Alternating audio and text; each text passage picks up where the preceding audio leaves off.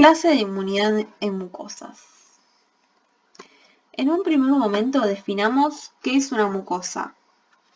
Son aquellas membranas que tapizan las cavidades del cuerpo en comunicación con el exterior, como en el caso del aparato respiratorio, digestivo y genitourinario. En la mucosa se establece una modulación fina de la respuesta inmune, cuyo objetivo principal es la inducción de la tolerancia local frente a antígenos inocuos y la generación de una vigorosa respuesta inmune frente a los microorganismos patógenos. Debe ser, por una parte, suficientemente permeable a fin de garantizar la absorción de nutrientes, agua y el correcto intercambio de electrolitos. Por otra parte, debe constituir una barrera sumamente eficaz, ya que la luz intestinal contiene, en el adulto sano, más de 1000 especies de bacterias. Por último, debe diferenciar la flora comensal de los microorganismos patógenos, con el fin de contener a los primeros, evitando su ingreso a través de la barrera epitelial sin activar respuestas inflamatorias. Los sistemas inmunitarios en las barreras epiteliales comparten una organización anatómica básica, con una capa epitelial externa que impide la invasión microbiana, un tejido conjuntivo subyacente que contiene las células de varios tipos que median las respuestas inmunitarias frente a los microorganismos comensales o patógenos que atraviesan el epitelio. Y a su vez está asociado a los ganglios linfáticos de drenaje, donde empieza y se amplifica la respuesta inmunitaria adaptativa frente a los microorganismos invasores. Los epitelios que recubren los tractos no presentan una organización única. En la cavidad bucal, la faringe, el esófago, la uretra y la vagina son epitelios estratificados. En cambio, la mucosa intestinal está cubierta por un epitelio simple, mientras que en las vías aéreas el epitelio es simple o estratificado de acuerdo a la región analizada.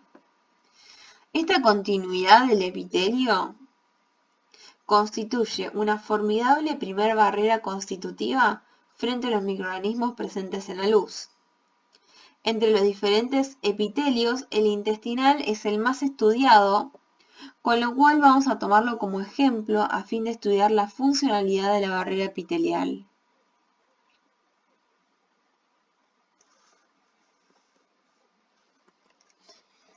Esta continuidad del epitelio es debida a las uniones entre los enterocitos, principalmente por las uniones estrechas a nivel apical. Las mismas están sumamente reguladas por citoquinas. Aquellas citoquinas inflamatorias como el TNF-alfa y el interferón gamma relajan las uniones estrechas incrementando la permeabilidad. En cambio, las citoquinas interleuquina 10 y el TGF-beta, por el contrario, incrementan la resistencia al pasaje de macromoléculas. Si pensamos en la mucosa gastrointestinal, es importante mencionar que los enterocitos juegan un papel activo tanto en la inducción de la tolerancia local, frente a antígenos inocuos y la generación de una vigorosa respuesta inmune frente a los microorganismos patógenos. Como toda célula, los enterocitos expresan receptores de reconocimiento de patrones y receptores de quimiosinas. Así también producen citoquinas y quimosinas en respuesta a la inflamación. ¿Sí? O sea, como toda célula nucleada va a tener los RRPs. Los propios enterocitos participan en el desarrollo inicial de la respuesta inflamatoria inducida por los microorganismos patógenos, no solamente a liberar citoquinas, sino también a liberar DAMPs y producir quimiosinas inflamatorias como interleuquina 8, que reclutan, como sabemos en primer lugar, a los neutrófilos. También otras células especializadas producen péptidos antimicrobianos, como las células del PANET, ¿sí? En los que incluimos la lisoenzima, la lactoferrina, componente del sistema de complemento, etc. Y por otro tenemos las células de GLOET, que son las encargadas de producir mucinas. Ahora, ¿cómo se previene el acceso de los patógenos a la superficie apical de los epitelios en la mucosa? ¿Sí? Tenemos 5 puntos centrales. Por un lado, las secreciones mucosas, o sea, básicamente el moco, que tiene una capa externa y una capa interna. Por otro lado, tenemos los factores químicos presentes en las secreciones mucosas, ¿sí? Que básicamente son los péptidos antimicrobianos.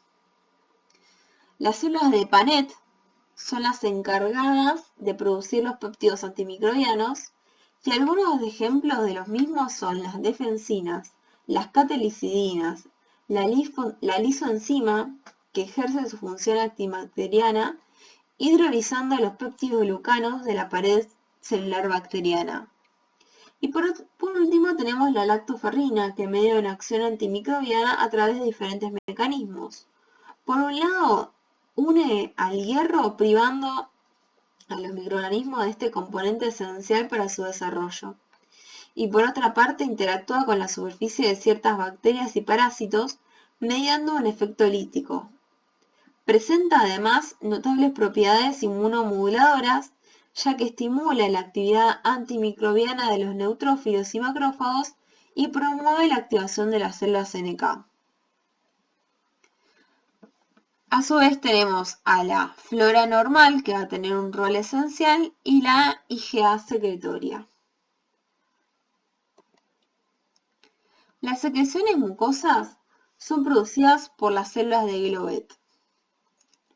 Las mucinas son proteínas cubiertas por una compleja variedad de oligosacáridos. El moco presenta una permeabilidad selectiva, ya que permite la entrada y salida de nutrientes, gases y numerosos productos metabólicos, mientras que suele excluir a los patógenos y obviamente las toxinas microbianas. Su alta tasa de recambio le permite mediar una acción protectora eficaz, ya que barre rápidamente a los microorganismos que se depositan en él. El epitelio intestinal se renueva totalmente cada 5 días y presenta una alta tasa de recambio, ¿sí? Básicamente 10 a las 11 células por día, considerando solamente el intestino delgado. Entonces, las funciones del moco claves: dificultar el acceso del patógeno a las células epiteliales, barrer el patógeno al exterior y bloquear también los receptores expresados por los patógenos. Por otro lado tenemos la IgA secretoria. Sabemos que la IgA secretoria es el anticuerpo predominante de las secreciones mucosas. En esta imagen podemos ver la abundancia de células plasmáticas productoras de IgA, que son las verdes, en la mucosa del colon, comparado con las células secretorias de IgG, que son las rojas. ¿Sí? La IgA que se está secretando puede ser visualizada en forma de citoplasma verde en las células epiteliales de las criptas. Ahora bien, ¿qué características tiene esta IgA secretoria? Por un lado, tiene la resistencia a proteasas intestinales. Por otro, no es efectora de inflamación. Y hay que tener en cuenta que una fracción significativa, entre un 20 al 40% de la IgA secretoria en las mucosas, proviene de las células B1 del peritoneo, ¿sí? Recordemos la población que vimos en el seminario de linfocitos B, que encontramos los linfocitos B1, BZM y los linfocitos B2, que son los comúnmente llamados linfocitos B. Es importante tener en cuenta que el switch a IgA es promovido por el TGF-beta, la interleuquina 5 y la interleuquina 10.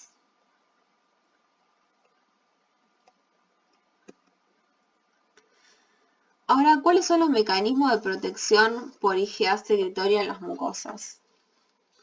Sabemos que la IgA secretoria bloquea la adhesión de los microorganismos a la superficie apical de los enterocitos, al interactuar con estructuras microbianas que funcionan como adhesinas o receptores, así como también toxinas y antígenos.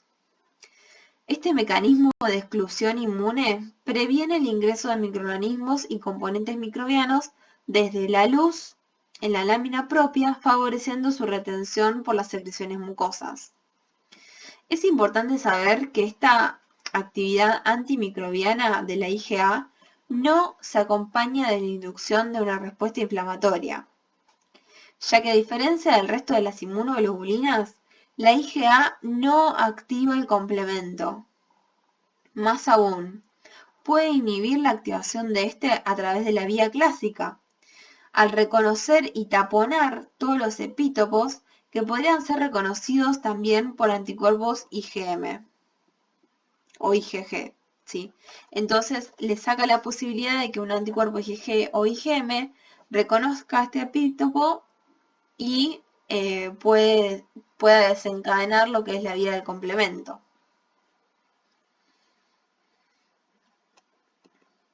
Ahora, ¿cómo es el transporte de la inmunoglobulina en el epitelio? Es gracias básicamente a un receptor poli-Ig, ¿sí? Este receptor se expresa en la membrana vasolateral de las células epiteliales del tubo digestivo y en el epitelio de las glándulas secretorias, como lagrimales, salivales y mamarias. La IgA es producida por los plasmocitos presentes en la lámina propia, se une al receptor poli-Ig. Este complejo IgA y receptor poli-Ig es luego internalizado, transportado en una vacuola y liberado a la región apical de la célula epitelial, proceso que demora tan solo 30 minutos. Finalmente, la escisión del receptor poli-Ig libera la IgA, que retiene la porción extracelular del receptor poli-Ig, que es el componente secretorio, mientras que la porción transmembrana e intracitoplasmática es endocitada y degradada.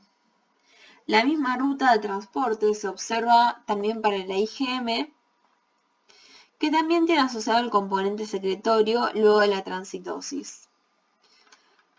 Este componente secretorio es clave, ya que le permite a la IgA tener resistencia a las proteasas intestinales.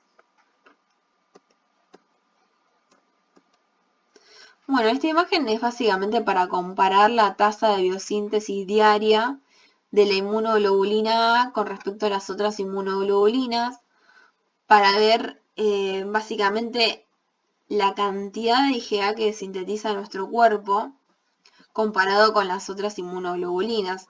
Fíjense, la IgA 66 miligramos kilogramo de peso, comparado por ejemplo a la IgE, ¿sí?, que es 0,0016 miligramos kilogramo de peso.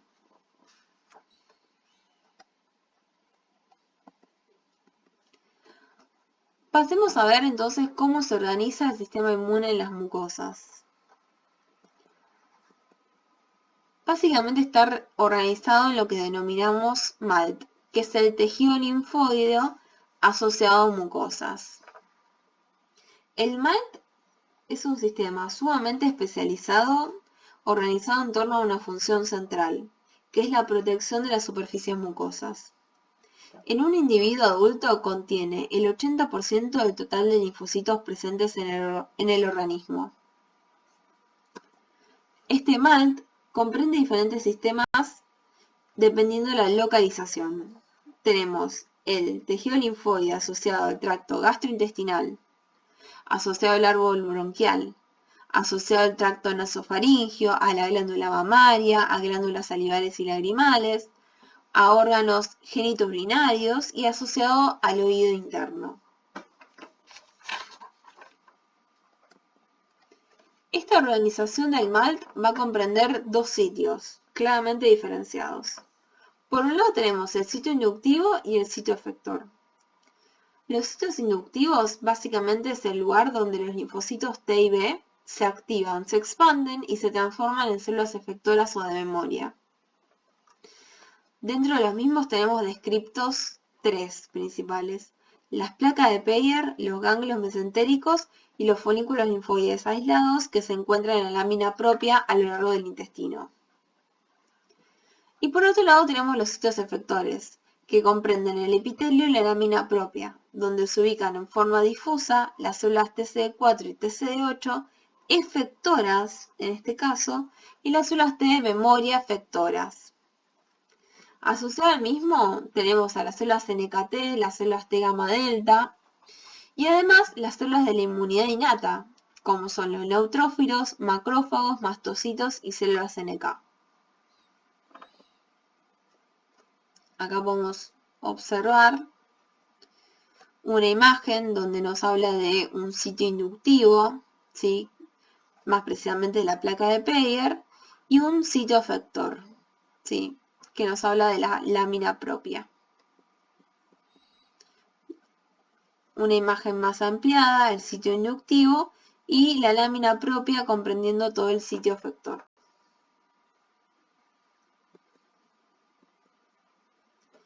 Entonces, de nuevo, el sitio inductivo es el lugar donde transcurre la activación de los linfocitos T y B naive. Tenemos las amígdalas adenoides, el BALB, las placas de Peyer, el apéndice, ganglios mesentéricos, ¿sí? Y el sitio efector va a ser donde se reclutan los linfocitos T efectores y de memoria y los plasmoblastos productores de IgA. ¿Cuáles son los sitios efectores? Las glándulas, por ejemplo, salival, nasal, lagrimal, las glándulas bronquiales, glándulas mamarias, intestino delgado, intestino grueso y el tracto urogenital. Dentro de los MALT, el más estudiado es el tejido linfóide asociado al tracto gastrointestinal. Como bien sabemos, en el GALT encontramos diferentes poblaciones linfoides.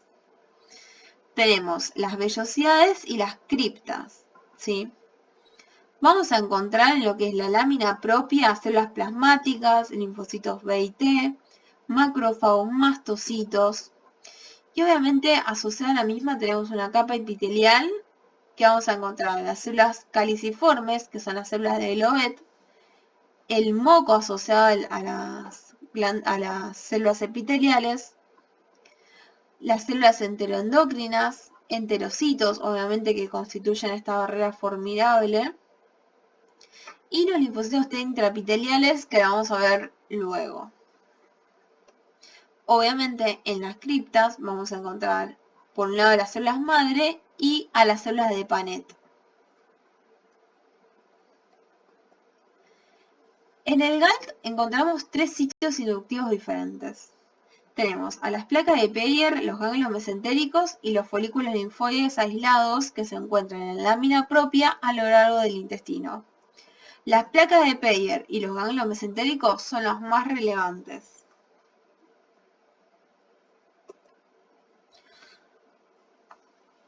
Bueno, con esta imagen vamos a recordar un poco la estructura del ganglio mesentérico, que se compone a grandes rasgos en una corteza, una paracorteza y una médula.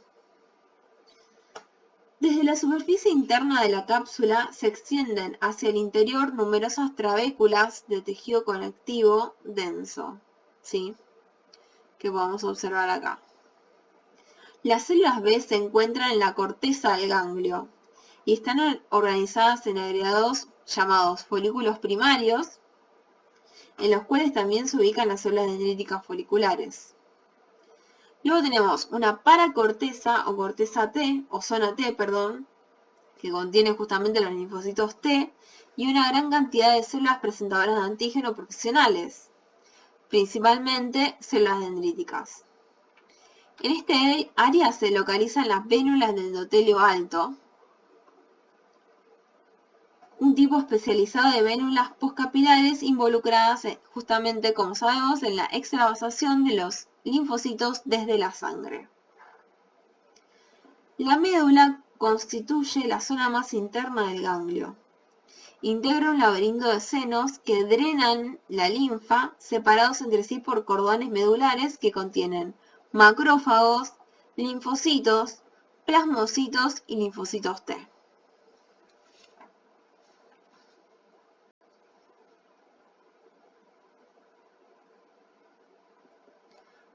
Ahora veamos la estructura de las placas de Peyer. En este esquema podemos observar distintas zonas, ¿sí? Como podemos ver, está compuesto por una zona B, donde vamos a encontrar a los folículos primarios con las células dendríticas foliculares, y por otro lado tenemos la zona T, ¿sí?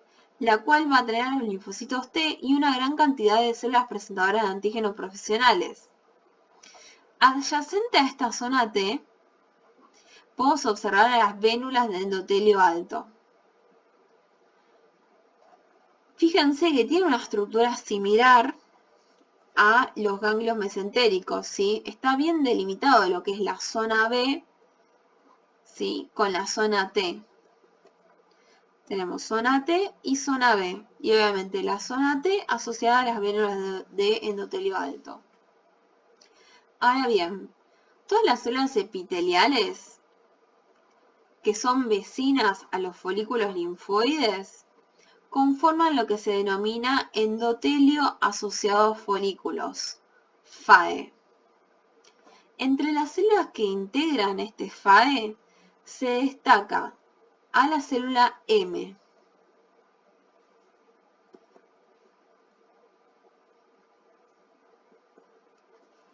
Bien, hablemos un poco entonces de las células M. Las células M son células epiteliales especializadas en una sola función: la translocación de antígenos desde lo que es la luz intestinal hacia la lámina propia. Cubren aproximadamente entre un 10 al 20% de la superficie de este epitelio asociado al folículo, y las mismas están en estrecho contacto, con las células M, encontramos a los linfocitos, ¿sí? Los macrófagos y las células dendríticas. Las células M presentan profundas invaginaciones que les permiten a las células inmunitarias acceder rápida y eficazmente al material que ha sido endocitado por la célula M a través de la superficie apical y liberado desde su cara basolateral. Las mismas tienen unas ciertas propiedades que son importantísimas, ¿sí? Tienen una alta capacidad endocítica, una escasa actividad degradativa en su compartimiento endosómico. ¿Qué quiere decir esto?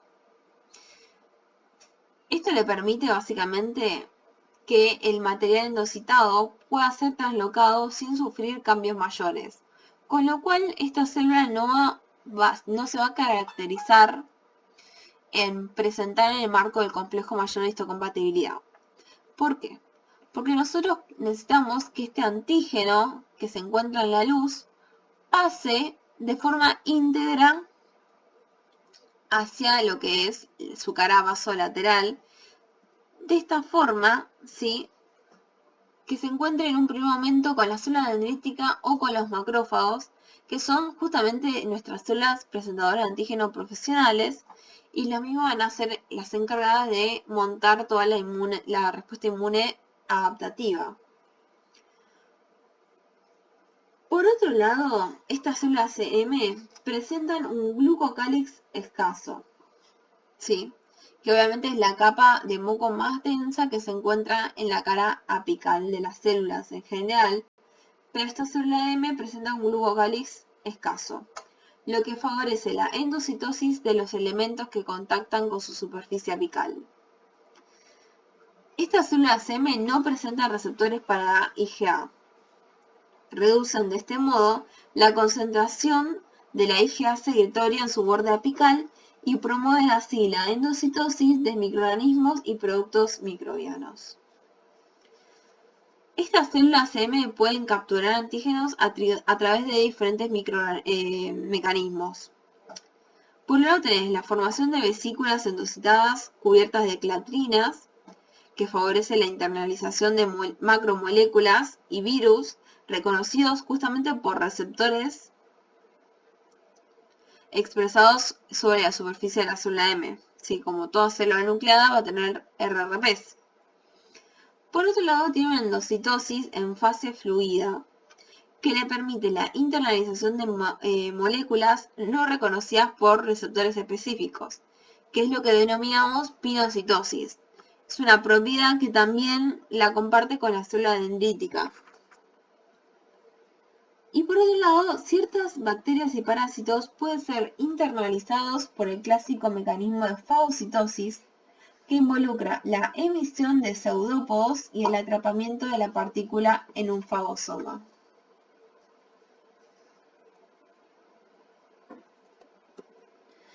Ahora bien, ¿cómo ingresa el antígeno a través de la mucosa intestinal?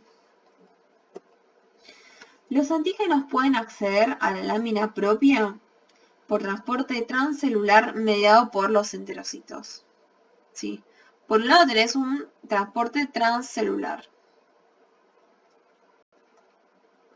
A diferencia de las células M, los enterocitos suelen expresar baja actividad endocítica y una mayor capacidad degradativa. O sea, el pasaje transcelular tiene la característica de estos enterocitos que tienen una baja capacidad endocítica y una mayor capacidad degradativa. Por lo cual esta vía tiene poca eficacia, porque nosotros dijimos que necesitamos que nuestro antígeno pase íntegro, sin ser procesado por ninguna célula.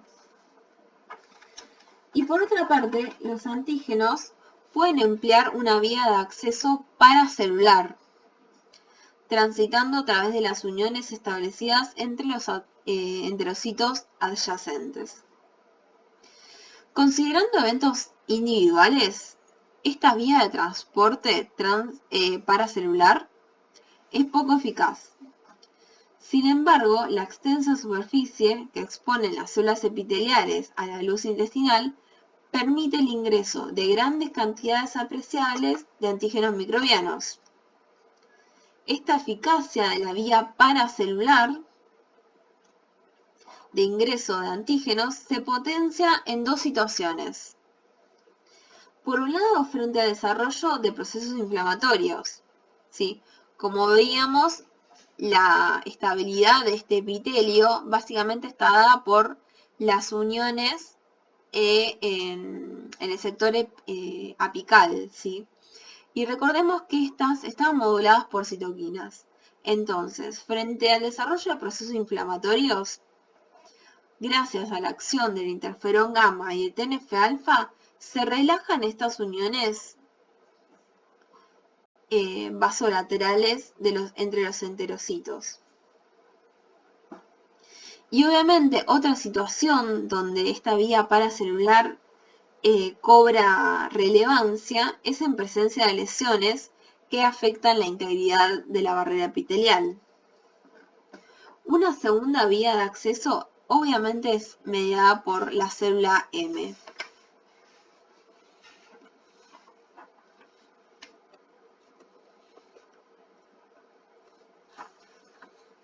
Y por último, una tercera vía de acceso es mediada por la captura del antígeno por las células dendríticas convencionales, obviamente inmaduras.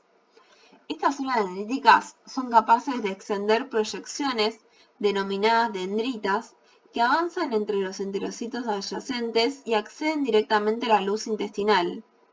Estas células expresan sobre sus dendritas los componentes que forman las uniones estrechas, ocludina y claudina, y establecen a través de ellas uniones transitorias con los enterocitos adyacentes.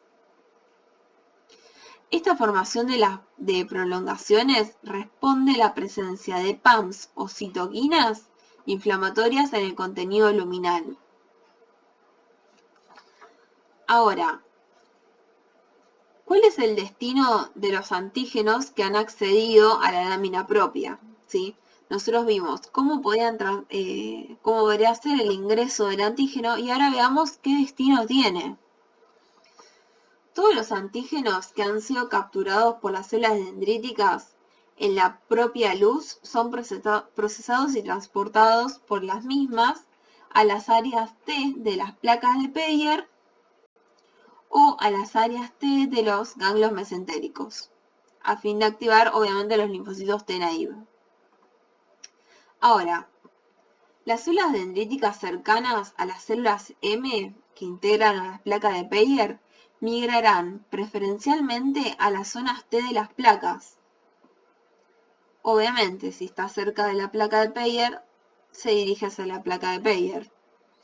mientras que las localizadas en forma distante a esas placas, preferencialmente desde la lámina propia, van a migrar a los ganglios mesentéricos por vía aferente linfática.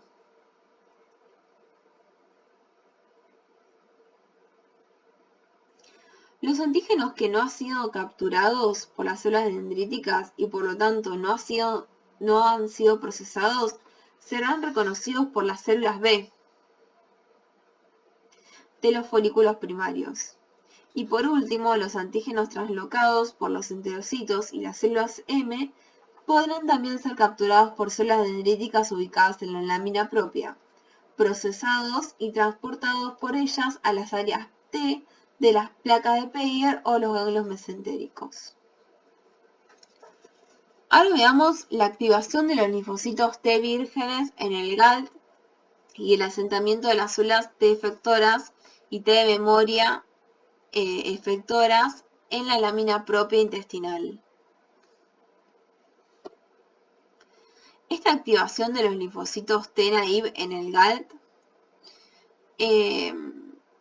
los mismos hay que saber que pueden diferenciarse en diferentes perfiles efectores. Posteriormente se diferenciarán en linfocitos T de memoria, centrales y efectores. Ahora, a los mismos se les impone un particular patrón de migración o asentamiento. Las células T efectoras y las células T de memoria que se hayan diferenciado como tales a partir de linfocitos T activados en las placas de Peyer o en los ganglios mesentéricos comienzan a expresar una serie de moléculas en su superficie. ¿Cuáles son? La integrina alfa-4 beta-7 y el receptor de citoquinas CCR9, con el fin de ser reclutadas nuevamente en la lámina propia intestinal. ¿Por qué? Porque estos linfocitos que son activados en los ganglios mesentéricos en las placas de Peyer son volcados hacia circulación general, ¿sí? Para luego dirigirse a su sitio efector, que básicamente es nuestra lámina propia intestinal. Entonces, veamos detalladamente. Los linfocitos vírgenes ingresan a la mucosa desde la circulación, ¿sí? Obviamente los mismos van a atravesar las válvulas de endotelio alto y se van a localizar o en los ganglios mesentéricos o los folículos linfoides aislados o obviamente nuestra placa de Peyer. Entonces, gracias a una célula dendrítica derivada de la mucosa intestinal, los mismos van a ser activados de la misma forma que vimos activación T, ¿sí? Primera y segunda señal, con las moléculas coestimulatorias, el TCR reconociendo el péptido antigénico en el marco del complejo mayor de histocompatibilidad, dependiendo del tipo de linfocitos T, clase 2 para el linfocito TCD4. Y lo particular que tiene la activación en lo que es el tracto gastrointestinal se centra en que básicamente estas células dendríticas derivadas de la mucosa intestinal producen ácido retinoico, importantísimo, que es la forma activa de la vitamina A. El ácido retinoico estimula en la célula T activada un patrón de asentamiento que la direccionará a la mucosa intestinal, a producir la expresión de la integrina alfa-4 beta-7 y CCR9. Entonces, gracias a la síntesis o la liberación del ácido retinoico, le imprime este patrón de moléculas CCR9, que es el receptor de la quimiosina CCL25, y la integrina alfa-4 beta-7, que va a reconocer MADCAM1. Entonces, estos linfocitos de efectores son volcados a circulación periférica, circulación general. Obviamente los mismos vuelven a circulación vía ganglios mesentéricos y ducto torácico, ¿sí? A lo mismo lo vamos a reconocer gracias a la expresión de CCR9 y alfa 4 beta 7. Y gracias a estas dos moléculas vuelven a la lámina propia intestinal. Entonces, haciendo zoom, digamos, a lo que sería la lámina propia, acá tenemos un capilar que gracias a un gradiente, obviamente, de quimiosinas, estos linfocitos T efectores que fueron activados en el GALT, van a dirigirse a la lámina propia donde obviamente vamos a encontrar nuestro foco infeccioso. La integrina alfa 4 beta 7 actúa como receptor de homing para los linfocitos T. La misma interactúa con MADCAM1, ¿sí?, del endotelio vascular de la lámina propia, que le permite al mismo la adherencia estable, ¿sí? Y obviamente el receptor de quimosinas que va a estar involucrado para que esta integrina alfa 4 beta 7 cambie su conformación de un estado inactivo o de baja afinidad a un estado de mayor afinidad, es gracias al reconocimiento de CCL25. Entonces, para la extravasación de estos linfocitos T efectores, van a ocurrir los mismos pasos de extravasación leucocitaria que venimos viendo desde las primeras clases. O sea, va a comenzar con un Rowling, adherencia estable, diapédesis y migración hacia el sitio. Nuestro paso limitante, recordemos que es la adherencia estable. Entonces, de nuevo, esta integrina alfa 4 beta 7, ¿sí?, va a cambiar su conformación gracias a que este linfocito T efector reconoció por su receptor CCR9 a CCL21. De esta forma permite la adherencia estable, diapédesis y la migración hacia el foco. Existen otros linfocitos que son los linfocitos T intraepiteliales que, como su nombre lo indica, se encuentran dentro de lo que es el epitelio, entre medio de los enterocitos.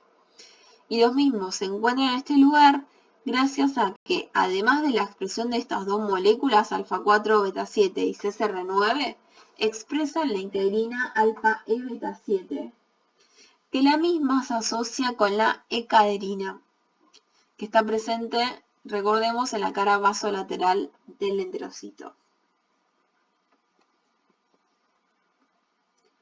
Entonces, esta activación de los linfocitos T vírgenes en el GALT y el asentamiento de las células T efectoras, ¿sí? Acá vamos a ver un esquema que nos grafica muy similar a lo que vimos anteriormente.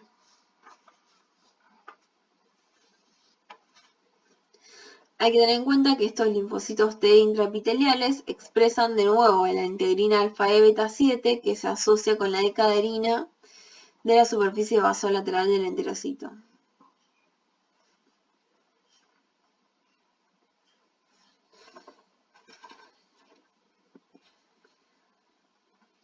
Ahora, repasemos qué es lo que determina la expresión de la integrina alfa 4 beta 7 y CCR9 en los linfocitos T efectores que se activaron en el GALT.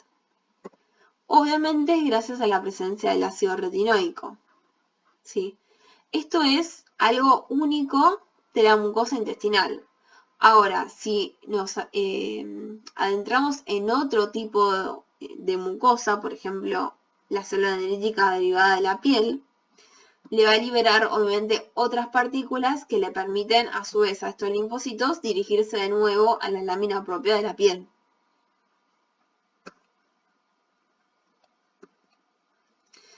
Hablemos un poco entonces de los linfocitos T intraepiteliales. El 80% de los linfocitos T intraepiteliales corresponden a células TCD8. Los mismos pueden expresar TCRs con las cadenas alfa-beta o gamma-delta. El correceptor TCD8 puede expresarse en una forma clásica, como un heterodímero alfa-beta, o puede estar constituido por dos cadenas alfa. Información no tan relevante. Ahora, lo que tenemos que saber son las funciones de estos linfocitos T intraepiteliales. Acá podemos ver en la imagen estos linfocitos T asociados a los enterocitos. Estos linfocitos T intraepiteliales funcionan como una primera línea de defensa en el intestino. Sí. Exhiben una actividad citotóxica, ya que destruyen las células epiteliales que son estresadas o dañadas, preservando la integridad del epitelio. También modulan la cinética de renovación de las células epiteliales, secretan citoquinas y juegan un rol regulatorio en la tolerancia a antígenos dietarios. Obviamente están en íntima relación con la enfermedad celiaquía. Ahora, ¿qué ocurre con los linfocitos B? La activación de las células B2 en el GALT promueve, en forma similar a lo observado para los linfocitos T efectores, el asentamiento de los plasmoblastos IgA positivos en la lámina propia intestinal, ¿sí? O sea, los linfocitos B que producen los plasmoblastos en una última instancia no van a dirigirse a la médula ósea como veníamos viendo en la clase de linfocitos B. Todos aquellos linfocitos B que son activados en el GALT van a terminar realizando su homing básicamente en la lámina propia, gracias a su código de entrada, que son las mismas moléculas que veníamos viendo anteriormente, alfa 4 beta 7 y CCR9. Como son volcados a circulación general, la expresión de estas moléculas determina entonces el reclutamiento de los mismos. Una fracción importante de IgA secretoria presente en las secreciones mucosas resulta de la activación de los linfocitos B1 por bacterias comensales.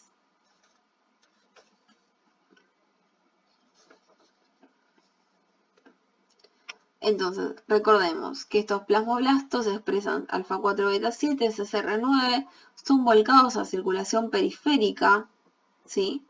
Y luego los mismos se extravasan gracias a la integrina alfa 4 beta 7 y al receptor CCR9 en la lámina propia, que es su sitio efector.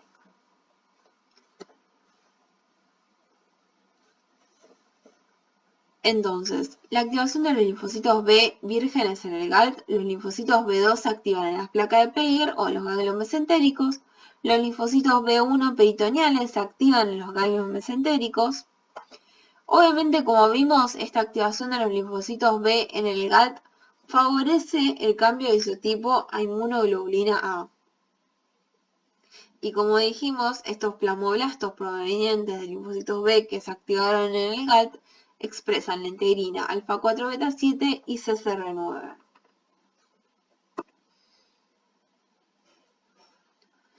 Obviamente, gracias a la liberación del ácido retinoico, la expresión de las moléculas va a ser distinta si comparado con otra mucosa. Por ejemplo, en el tracto respiratorio, que se le va a imprimir otro patrón, ¿sí? Por último, veamos cómo el epitelio condiciona la funcionalidad de las células dendríticas y el perfil de los linfocitos T que se diferencian en el GALT. En condiciones homeostáticas, ¿sí? Esta célula dendrítica va a estar en un perfil tolerogénico, con lo cual primordialmente van a predominar los perfiles TH2, el T regulatorio tipo 3 y TR1, ¿sí? Obviamente el perfil, la citoquina TCLP cumple un papel esencial, ya que favorece la expansión de las células T-reg. Y por un lado, la TCLP inhibe la producción de interleuquina 12 y suprime la capacidad de las células dendríticas de inducir la diferenciación de las células T en un perfil TH1. Entonces, por un lado, TCLP te inhibe lo que es el perfil TH1. Y por otro lado, inhibe la producción de interleuquina 3, con lo cual suprime la expansión de las células CD4 diferenciadas en un perfil TH17. Entonces, como conclusión, en un ambiente antiinflamatorio, no queremos que estos linfocitos T que se pueden llegar a activar se diferencien ni en un perfil TH1 ni en un perfil TH17. Por otro lado, como dijimos, el TSLP favorece la producción de interleuquina 10 y TGF-beta, con lo cual favorece la diferenciación de las células TCD4 vírgenes en células T regulatorias inducibles.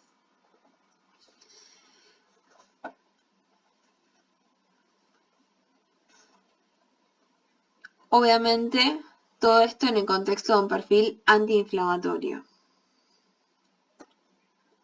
Ahora, cuando ocurre una infección y o daño en el epitelio mucoso, el endotelio produce quimiosinas y citoquinas proinflamatorias, con lo cual va a dar un contexto de inflamación que va a estar caracterizado por un perfil TH1 y TH17. Entonces, vamos a tener la flora patogénica que va a dañar esta integridad del endotelio, ¿sí? Con lo cual va a atravesar lo que es la cara vasolateral de los mismos. El enterocito no solamente va a liberar citoquinas y quimosinas proinflamatorias, sino que va a liberar DAMPs, con lo cual va a tornar esta célula dendrítica en un perfil inflamatorio. ¿Qué interleuquinas va a comenzar a sintetizar o liberar? Interferón gamma, con el fin de diferenciar a los linfocitos T en un perfil TH1, y las interleuquina 17A, interleuquina 17F, que obviamente va a diferenciar a los linfocitos en un perfil efector de tipo TH17. Por último, veamos por qué la flora comensal no induce una respuesta proinflamatoria en el intestino. Tiene básicamente dos premisas. Por un lado, los RRPs de los enterocitos, ya que poseen un perfil de expresión polarizado. Los mismos se expresan en la membrana vasolateral y en muy bajas concentraciones en la membrana apical del epitelio. Recordemos que la membrana apical del epitelio es la que va a estar en contacto con la luz intestinal y que más probablemente pueda llegar a ser colonizada por esta flora comensal. Y a su vez poseen un perfil de funcionalidad polarizado. ¿Qué quiere decir? La producción de interleuquina 8 por activación de, por ejemplo, el TLR9, ¿sí? Se da solamente cuando los mismos se activan en la cara vasolateral y no en la apical. Por otro lado, tenemos a la acción de esta flora comensal, ¿sí? Que la misma no logra alcanzar la membrana vasolateral del epitelio, con lo cual no va a activar a los enterocitos. Por otro lado, puede regular la expresión de proteínas inhibitorias de vías transduccionales a partir de los TOL. Por otro lado, inhibe la transcripción de genes proinflamatorios regulados por el factor de transcripción NF-κB en las células del sistema inmune. Y obviamente favorece una respuesta adaptativa tolerogénica, ¿sí? Gracias al TSLP, las prostaglandinas C2, etc. Y obviamente esta flora comensal compite, ¿sí?, por los nutrientes contra lo que es la flora patógena.